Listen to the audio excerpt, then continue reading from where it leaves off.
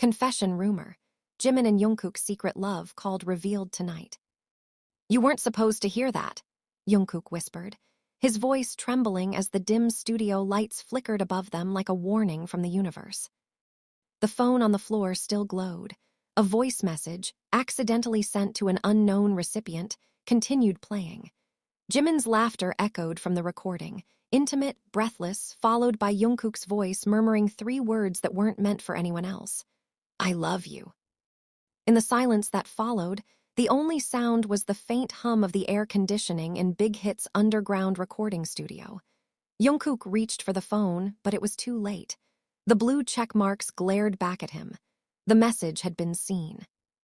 The walls, once a safe haven for melodies and secrets, suddenly felt like a trap. The scent of old coffee and electric cables lingered in the air as Jimin stood frozen, his hand still holding the mic, his face draining of color. Who got it? He asked, his voice hoarse. Jungkook's fingers moved furiously across the screen, trying to trace the unknown number. No name, no profile picture, just a ghost with a front row seat to everything they'd tried to protect. Outside, Seoul's neon glow shimmered through the rain-slicked streets, casting distorted reflections of idols on glossy billboards, flawless, controlled, untouchable. But inside the studio, reality cracked open. The confession wasn't just about love. It was a rebellion against management, against the rules, against the very image millions had come to worship. 2 hours earlier, everything had felt safe. They had shared a quiet dinner in the practice room, their laughter muffled by walls and routine. Jimin, always the quieter one in private, had leaned into Jungkook's shoulder and confessed he was tired of pretending. Tired of flinching every time someone mentioned dating bands. Tired of locking pieces of himself in boxes just to survive the spotlight. Jungkook had cupped his face and said, "Then let's stop hiding. Let's just be." But dreams are fragile when built on secrets. Now, as the minutes ticked by and social media began to shift, whispers on fan accounts, blurry screenshots, a post from an anonymous source titled Confession Rumor. BTS's Jimin and Jungkook's secret love exposed. The spiral began. By the time Namjoon burst into the studio, breathless and pale, the damage was done. "You two need to leave," he said. "Now, before this blows up." Security escorted them through a back hallway, away from the elevators where reporters had already started to gather. Jimin's hands were shaking, but he kept his head down. Jungkook, ever the shield, clenched his jaw and followed silently. They were driven to an undisclosed apartment in Gangnam, where the curtains stayed drawn and phones were confiscated. Management was already drafting a statement. Something vague, something deniable. Jimin sat on the floor of the darkened living room, knees pulled to his chest, and stared at the muted television screen showing an old concert clip. Him and Jungkook laughing, spinning, free. "Do you regret it?" he asked without looking up. Jungkook, standing by the window, watching shadows move behind the glass, said nothing for a long moment. "No," he replied, "but I'm scared." Silence again, heavy aching too full. The door buzzed, an envelope slid under, no return address. Inside, Polaroids, grainy, distant, them, together, smiling, laughing in a private alleyway, a note scrawled in marker, "You should have known better." And just like that, it wasn't just a rumor anymore. The love they had fought so hard to guard had become evidence, weaponized, public. And the world would wake up to it by morning. "Do you understand what you've done?" Sejin's voice thundered through the small apartment like a war drum, slamming his palm on the table so hard that the untouched glass of water trembled and tipped over, spilling in silence like an omen. Jungkook didn't flinch. His face was unreadable, jaw taut, arms crossed tightly. But beside him, Jimin sat rigid on the couch, staring at the spilled water as though it held the answer to everything. "We didn't plan this," Jimin finally muttered, his voice small but laced with a raw edge. "It just happened." "Happened?" Sejin scoffed, packing like a man with a time bomb strapped to his chest. "A scandal of this magnitude doesn't just happen. You confessed in a recording studio, Jungkook. There are cameras, there are logs. And now the internet thinks BTS is a lie. A pause, the room filled with static tension. They think we're disgusting, Jungkook said quietly. No, Sejin replied, eyes burning. They think you're reckless. The moment shattered something in Jimin. He stood, face flushed with fury. We've given our lives to this band. We've bled for this fandom. Is it reckless to fall in love, to be human? No one is questioning your humanity, Sejin snapped. But the brand. To hell with the brand, Jungkook barked, stepping between them. You want us to keep playing dolls, be cute for the camera, laugh on cue, smile when it hurts. For what, so Hybe can keep printing money off our pain? The silence that followed was different. It was thick, acidic. Sejin's mouth twitched, but he didn't respond. Instead, he pulled a tablet from his briefcase and tapped it awake. The headlines screamed at them. Jungkook scandal. BTS broken trust. Korean Entertainment Weekly. Idol romance or manipulative lie. Dispatch leaks alleged love audio. I love you, Jimin. Jimin's face paled. The audio. It wasn't just leaked. It had been stitched, edited to include suggestive laughter, phrases neither of them remembered saying. Artificial intimacy constructed for clicks. They doctored it, he whispered, his throat dry. They made it sound worse. It doesn't matter, Sejin said, dead-eyed. The damage is done. Sponsors are pulling out. Your solo deals are under review. Jungkook, Calvin Klein called. They're freezing your campaign. Jimin, Dior, about to do the same. They can't, Jimin started, but the look on Sejin's face said otherwise. You'll issue a denial, Sejin continued. Say it was a misunderstanding. Blame deepfakes, confusion, stress, whatever it takes. And lie, Jungkook said bitterly. And survive, Sejin replied. But something broke in Jimin then, his fists clenched. I won't lie again. I did that enough in 2018. In 2020, I'm done. You think honesty will save you, Sejin growled. This industry eats honesty alive. They didn't sleep that night. While the city buzzed with rumors and live streams dissected their every glance from old performances, Jimin and Jungkook sat on the floor, knees brushing. The room dark except for the ghostly blue light from a muted TV screen. Do you think the others hate us? Jimin asked quietly. Jungkook didn't answer right away. Then Taehyung called. He said he's with us. A flicker of warmth, then cold again. And Yoongi? Jimin asked. A pause. He hasn't said anything. They both knew that silence meant more than any words. The door burst open at 3:47. Hosok stumbled in, hair messy, eyes red, clutching his phone. You need to see this. He threw the phone down, and they leaned in. A video, Namjoon, going live on Weverse, voice calm but burning with restrained rage. I want to speak directly to ARMY. We are not dolls. We are not scripted machines. Jimin and Jungkook are two of the most genuine people I know. If you call what they have fake, then you never understood BTS. It was a bomb. The fandom exploded. Some cried betrayal. Some defended them like wolves. A civil war broke out online, hashtags dueling like swords in the sky. And then came the ultimate twist. Dispatch posted an image. A photo, clear, sharp, impossible to deny, taken 2 nights before. Jungkook and Jimin on the rooftop of the Hybe building, arms around each other, foreheads touching. A kiss, not passionate but tender, real. The caption, love is not a crime, or is it? The image went viral within minutes. Jungkook leaned back against the wall, heart pounding. They're going to destroy us, he said, voice numb. No, Jimin said, reaching for his hand. They're going to watch us burn, but we'll light the fire ourselves. The flames had only just begun. You're trending in 23 countries, Taehyung said as he slammed the laptop shut, his voice tight, almost trembling, as though the weight of the internet was pressing on his chest. Do you realize what that means? Jimin didn't look up. He sat at the edge of the bed, shoulders hunched, staring at his hands. Jungkook stood by the window again, his signature hoodie hanging loose around his frame, eyes tracing the distant glow of city lights with a hollowness that hadn't been there before. It means they see us now, Jimin said finally, voice low, deliberate. No more hiding. No more pretending to be only brothers. Taehyung scoffed. You think this is visibility? They're calling you manipulators, liars, perverts. They're dissecting every hug you've ever shared on stage, every look. Fans are fighting each other like it's a civil war. I had to turn off my phone because my DMs are flooded with death threats for defending you. Then don't defend us, Jungkook snapped, his voice like flint striking metal. You don't owe us that. Taehyung stared at him, stunned for a second. Don't pull that martyr bullshit on me, Jungkook.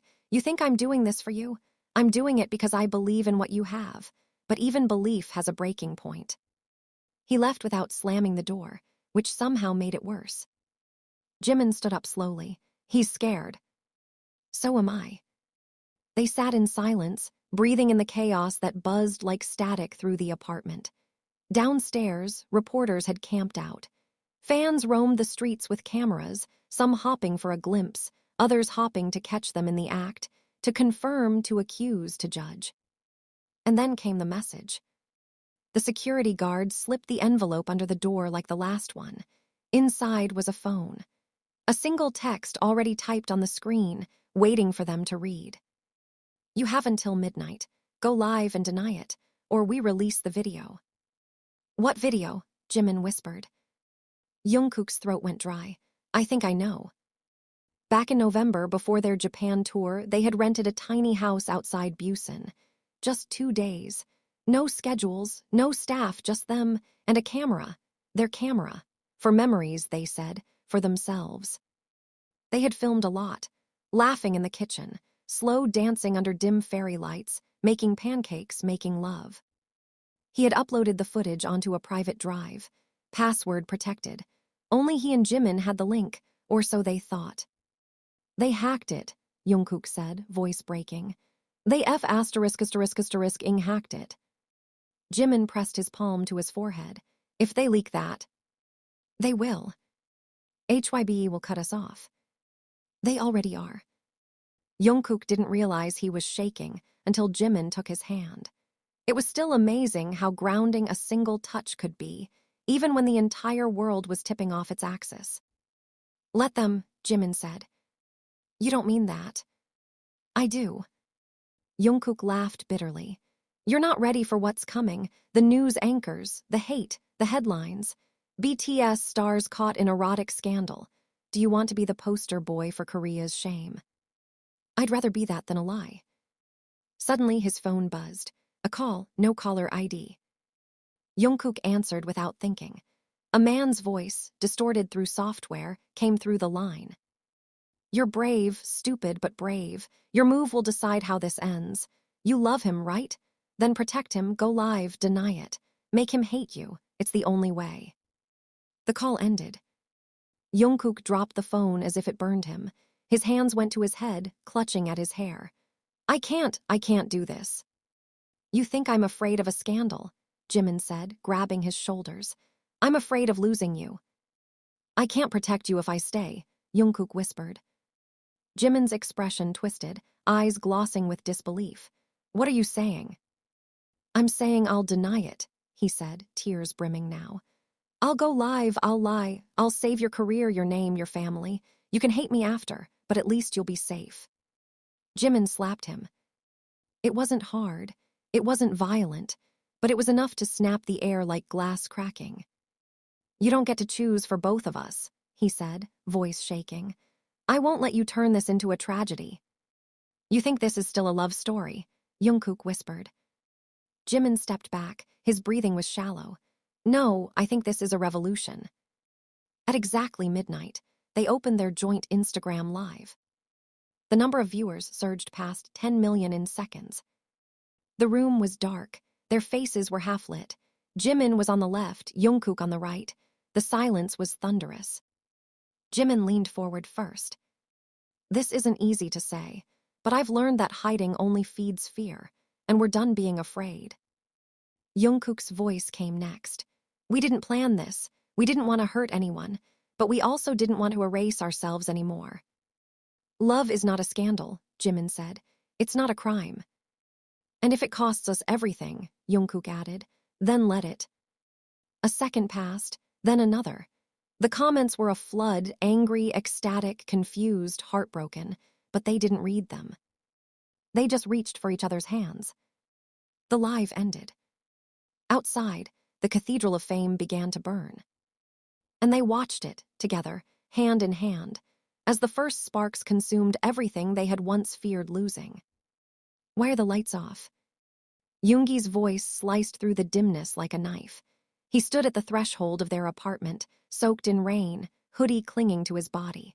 Behind him, the hallway flickered with the harsh yellow hue of overhead fluorescence. Inside, everything was still, too still. The city outside was a thunderstorm of noise and opinions, but here it felt like the calm before an earthquake. Jimin didn't move from his spot on the kitchen floor. His head rested against a cupboard, eyes open but unfocused. Jungkook sat beside him, legs crossed, cigarette burning low between his fingers even though he hadn't taken a drag in minutes. Neither of them looked up. They turned off our power, Jungkook muttered. Hybe cut the account, said the apartment wasn't on the official housing list anymore. Yoongi stepped in, dripping puddles onto the wooden floor, tossing his phone on the counter. I just got off the phone with the legal team. The board wants to pause all group activities. They say we're too volatile right now. Unstable branding. Jimin laughed, bitter and tired. We're a risk. They don't want to drop you outright, Yoongi said, crouching in front of them.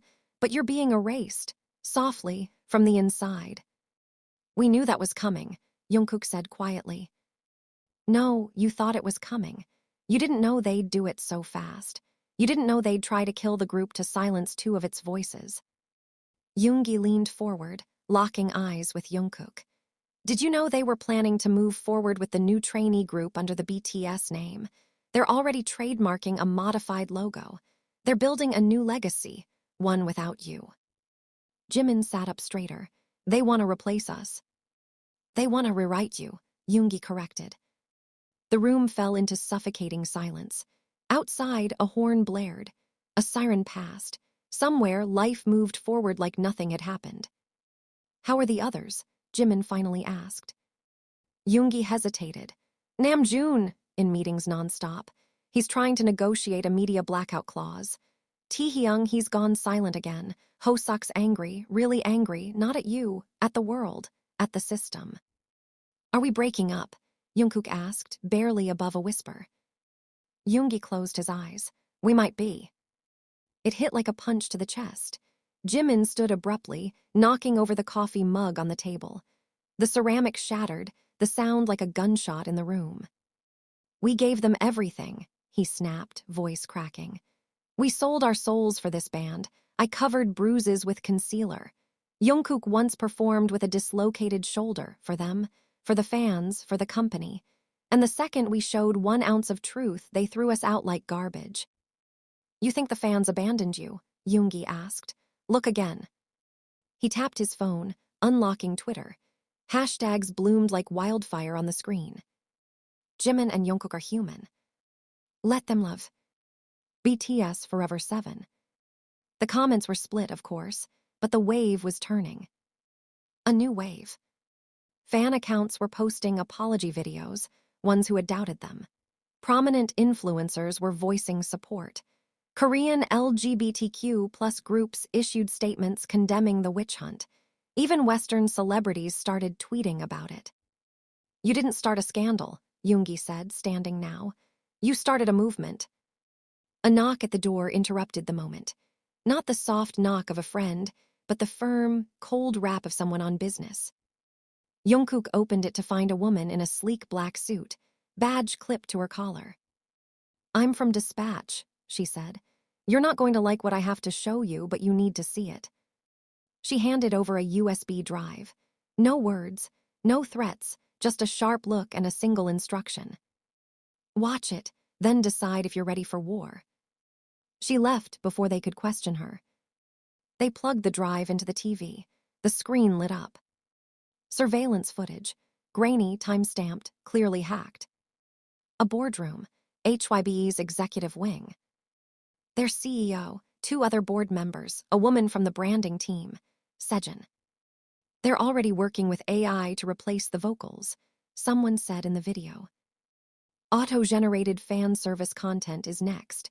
Deepfake interactions will own their likeness long after they're gone. Jungkook's face scans are the most valuable, another voice said. And Jimin's, well, he's beautiful. We can animate an entire career for him without him ever stepping into a studio again. Laughter, cold, calculated. Jimin stood frozen, bile rising in his throat. Jungkook's fists were clenched so tightly his knuckles turned white. They don't want us gone, Jungkook said. They want to control us, even after we're dead. Jimin turned to him. Then we don't disappear quietly. That night, they called an old friend, one who owed them a favor. By morning, their plan was set. They would host a press conference. Live, unfiltered, no PR team, no script. They would burn the lie from the roots. And this time, they wouldn't just speak for themselves.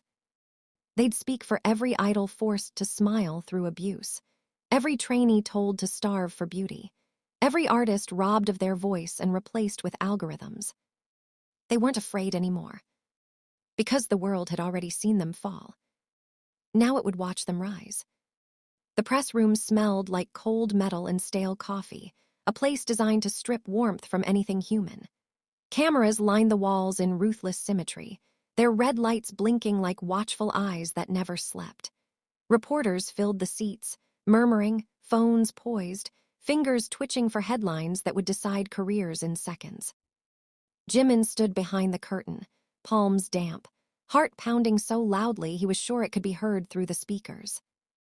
Once we walk out, Namjoon said quietly beside him, adjusting his tie with trembling fingers, there's no undoing this. Jungkook cracked a humorless smile. There hasn't been an undo button for a while now. Namjoon studied them both, his gaze heavy with pride and grief. Whatever happens, you're not alone, remember that. The curtain drew back. A wave of flashes exploded like lightning. The sound was deafening, a mechanical storm swallowing the room. Jimin felt Jungkook's hand brush his, not holding, just enough to remind him he was real. They took their seats, no managers beside them, no lawyers whispering in their ears. Jimin leaned toward the mic first. His voice was calm, but underneath it trembled with years of swallowed fear. I know many of you came here expecting a denial, he said. Others came hopping for an apology. I won't give you either. A murmur rippled through the room. Jungkook followed, his eyes sharp, unwavering. We are not here to explain ourselves as if loving someone is a crime scene. We're here because the truth has been manipulated, sold, and weaponized. A reporter shot up from the third row. Are you confirming the relationship? Yes. Jimin answered immediately. Gasps, clicking shutters. A few reporters laughed nervously, like they couldn't believe he'd said it so plainly. Yes, Jungkook repeated. We're confirming it, and we're done being careful about saying so. Another voice cut in, louder, aggressive. Do you understand the damage you've caused? To the group, to your fans? Jimin turned toward the voice, eyes burning.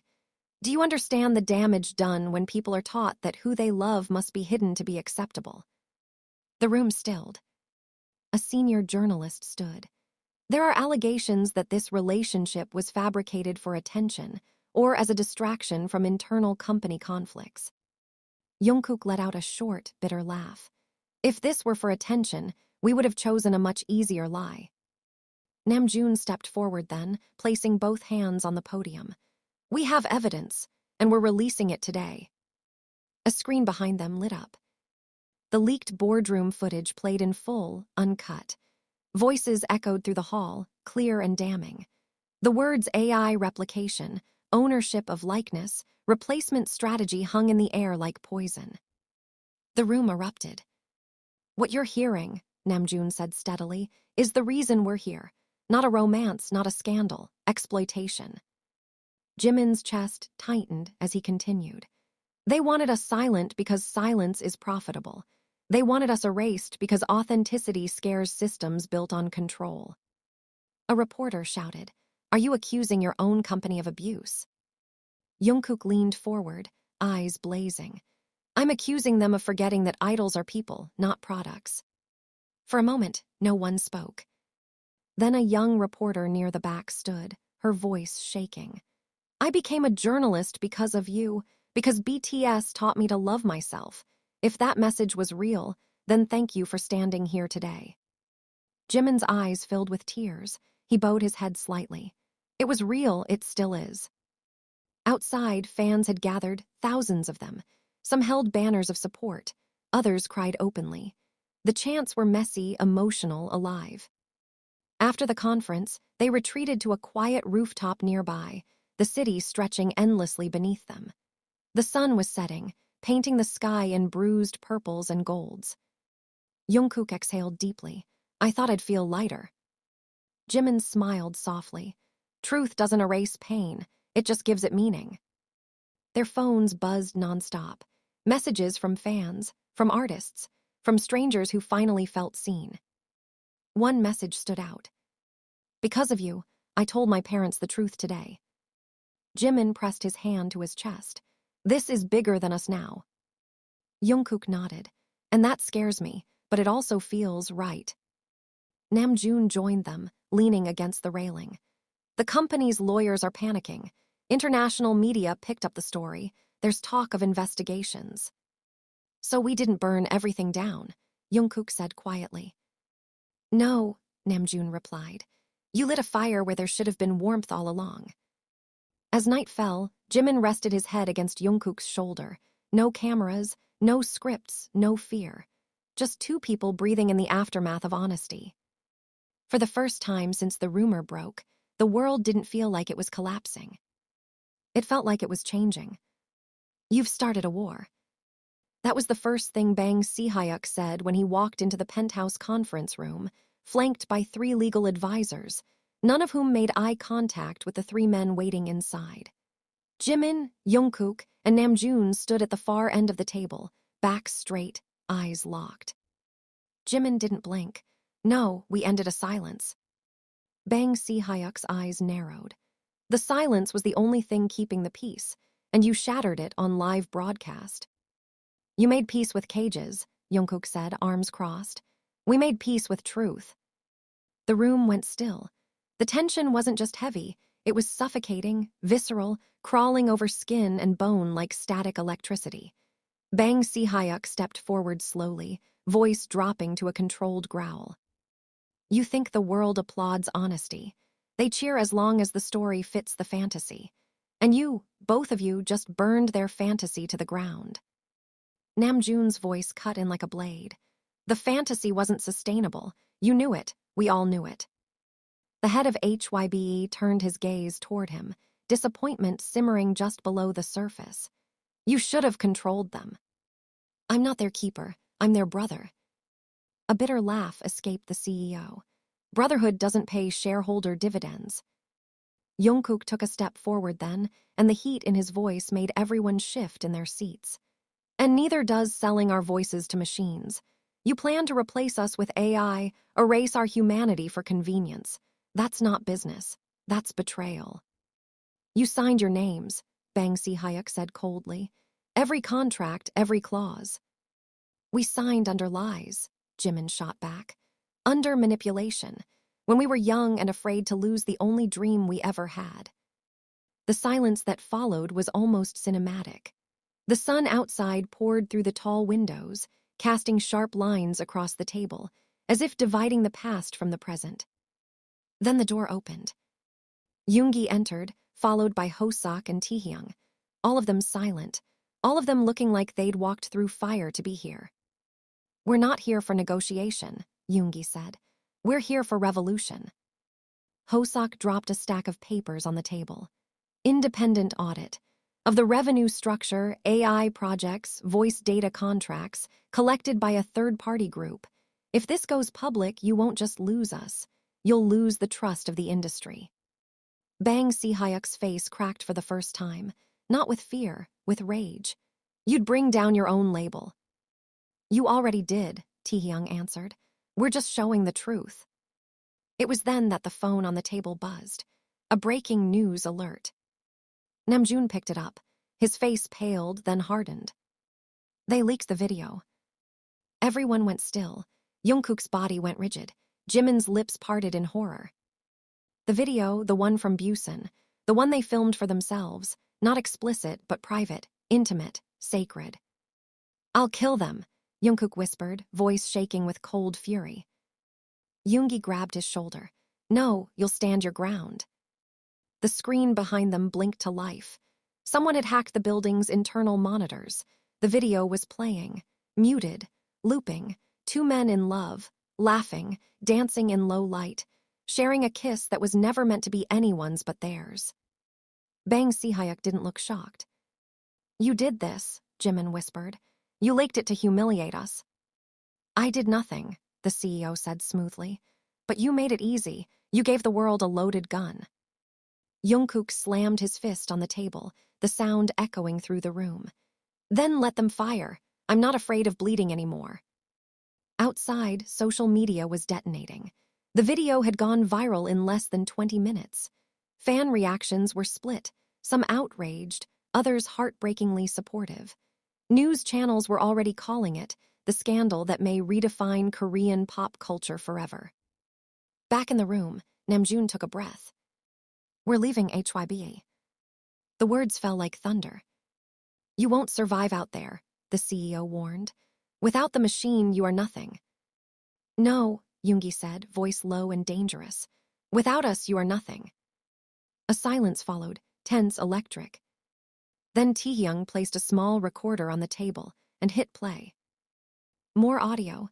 This time, confidential conversations, boardroom confessions recorded with precision. Proof, undeniable, weaponized truth. "You won't walk away clean," Hosok said. "We'll drag every secret into daylight if we have to." Bang Si-hyuk stood slowly, straightening his jacket. "Then I suggest you get ready for war." Jimin smiled, not sweetly but with steel in his eyes. "We already are." That night their departure became official. A formal joint statement. No euphemisms, no damage control. BTS is not disbanding. BTS is becoming free.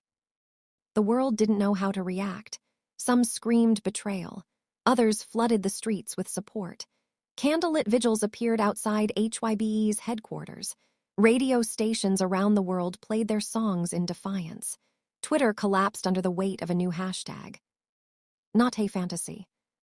Jimin and Jungkook spent the night in their old dorm, the one they hadn't seen in years. It was dusty, quiet, frozen in time. Jimin sat on the edge of the same bed he had slept on as a trainee, staring at the walls that once heard his cries. Jungkook lay beside him, fingers brushing his softly. "I thought I'd feel broken," Jimin whispered, "but I feel more real than I ever have." Jungkook turned to him, eyes soft. "That's because this is the first time we're not living someone else's script." They didn't need lights, or cameras, or applause. They had each other. And for the first time, that was enough. It had been exactly 93 days since the confession. 93 days since the live broadcast that cracked open an industry. Since their names stopped trending because of choreography or stage presence and started trending because of courage. Jimin stood barefoot on a wooden stage deep in the mountains of Jeju, where fans had gathered for what had been whispered across the internet as the real BTS reunion. It wasn't sponsored. No labels, no formal contracts, just them, raw, unfiltered, alive. The air was brisk, salted by the sea and filled with murmurs of anticipation. Paper lanterns floated above the trees, lighting the sky like stars that decided to stay close. He stepped up to the mic, blinking beneath soft stage lights. The crowd was silent but charged. Jungkook stood just behind him, hands folded, gaze unwavering. Jimin took a breath. 3 months ago, we stood in front of the world and said the one thing we were taught to never say, the truth. We didn't know what would follow. We didn't know if we'd be loved or hated, but we knew it had to be said. Jungkook joined him, voice steady. And now here we are, not as products, not as idols shaped to fit a brand, but as men, as artists, as human beings. A cheer erupted, not thunderous but deep, a sound that came from the chest, from the soul. The others took the stage one by one. Namjoon, Yoongi, Taehyung, Hoseok, Jin, freshly returned from enlistment, his smile wide with the wisdom of distance. 7 again, but not the same 7. Different, evolved, reclaimed. We won't pretend the road ahead is easy, Namjoon said. We're building something new, outside the system that built us, and maybe it'll collapse. Maybe it won't reach the same stages, but it will be real. Yoongi stepped forward, holding a mic like a match. We've seen the machine from the inside, and now we're dismantling it, not just for us, but for every kid afraid to say who they love, for every trainee forced to starve for a dream they don't own. Art, Jin said, shouldn't cost your soul. They performed. Not with perfect formations or polished transitions, but with fire, with bruised voices and unfiltered emotion, with joy that didn't need choreography. And when Jimin and Jungkook sang their final verse, hands clasped under lantern-lit sky, the crowd didn't scream. They wept, because it wasn't a performance anymore. It was a homecoming. Later that night, lying in a small rented house tucked in the hills, Jimin rested his head against Jungkook's chest. No security guards, no makeup, no tension.